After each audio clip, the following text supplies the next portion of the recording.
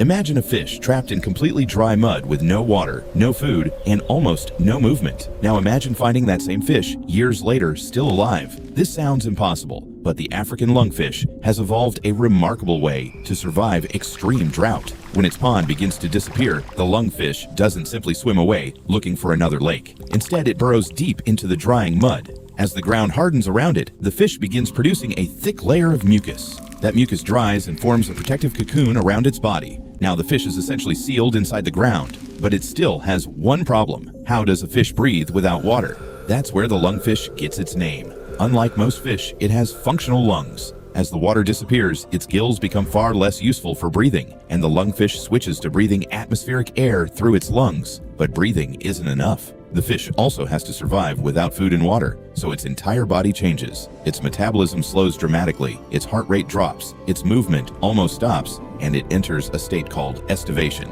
Then something even stranger happens. Instead of constantly producing toxic ammonia like a normal aquatic fish, the lungfish converts nitrogenous waste into urea. This helps it conserve precious water while surviving the extreme conditions, and it can remain trapped like this for months, or in exceptional cases, years. Some research reports African lungfish surviving in their dry cocoons for up to around 5 years. Imagine that, a fish buried underground inside a dried mucus cocoon, waiting for the world above it to become wet again. Then the rain finally comes. Water begins soaking into the cracked earth. The mud softens. The cocoon starts breaking apart, and something incredible happens. The lungfish wakes up. It emerges from the ground, returns to the water, and begins living normally again. So this isn't a fish that magically survives without water.